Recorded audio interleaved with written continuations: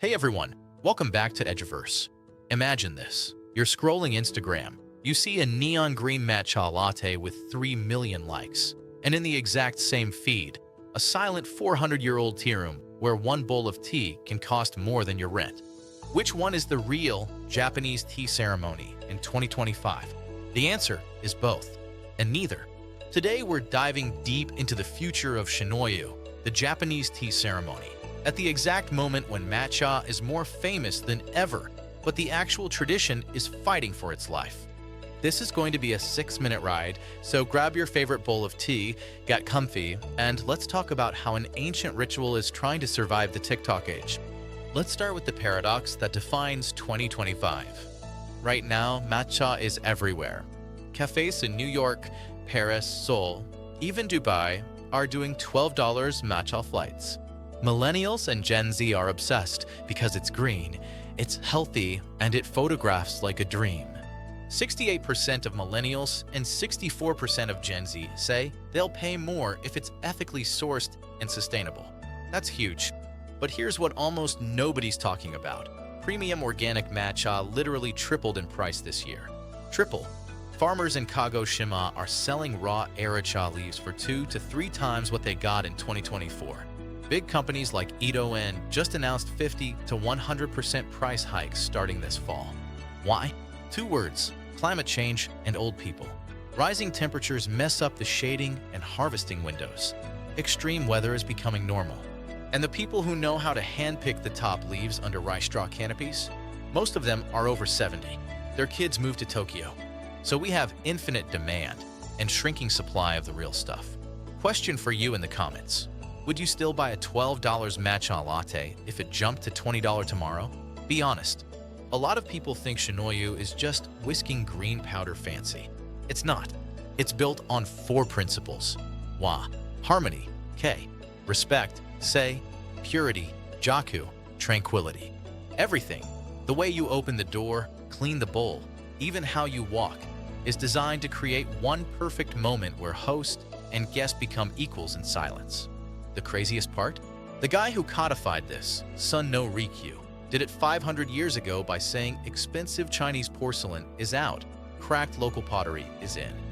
He basically invented wabi-sabi before it had a name. And that democratic spirit, that you don't need money, just attention, is exactly why the tradition is still alive and why it's so hard to export. Here's the engine nobody talks about, the Iemoto system. Think of it like a 400-year-old franchise. The headmaster of schools like Urisenk or Omotesenk sits at the top. They license teachers, who license students, who pay fees that flow upward. It's hierarchical, it's expensive, and it works. This system has kept standards insanely high across centuries. But in Japan itself, young people are walking away. Classes are shrinking. Meanwhile, overseas, interest is exploding, but good luck finding a real teacher. There are already fake Japanese tea ceremonies registered as UNESCO heritage in China. Yeah, that happened. But it's not all doom. Let me show you 2 places that are getting it right. First, Ikoma City in Nara. They created the Takayama Chasen experience. You watch a master carve a bamboo whisk by hand, eat kaiseki dinner, then do a candlelit tea ceremony. It's immersive, it's Instagram friendly, and every yen goes back to preserving the craft. Second, Mandakoro in Shiga.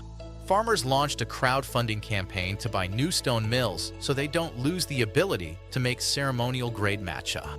These are people voting with their own money to keep the real thing alive. Now the spicy question, should we put the tea ceremony online? Some schools already do virtual gatherings, especially after the pandemic. Imagine AR glasses that overlay the history of every utensil while you practice, or apps that teach you teamy step-by-step. Pros: millions could taste the philosophy without flying to Kyoto. Cons: you lose the smell of tatami, the sound of the kettle, the feeling of real charcoal heat on your face. My take: tech should open the door, but never replace walking through it. So where do we go from here? Here's the roadmap I see. 1. Pay farmers fairly. Premium prices have to reach the fields, not middlemen. 2. Protect the philosophy. Sell all the lattes you want, but keep space for people who want silence and wabi-sabi. 3. Use tech as an on-ramp, not a replacement. 4. Support real international teachers, fewer students, deeper training. 5. Copy the local winners, more Takayama-style experiences everywhere. 6. Start the hard conversations between 80-year-old sensei and 25-year-old students about what can change without breaking the soul of the practice.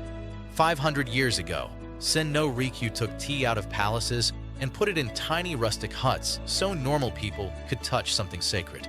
Today, the huts are still there, but the world is louder, faster, and hotter than ever.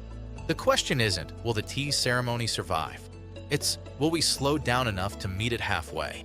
Because in a world that's burning out, a practice that teaches you how to make one bowl of tea with your whole heart might just be the most radical thing left. If this video made you think, hit like, subscribe, ring the bell, all the YouTube stuff. And if you're one of the people out there quietly practicing every week, thank you. You're keeping something priceless alive. See you in the next one.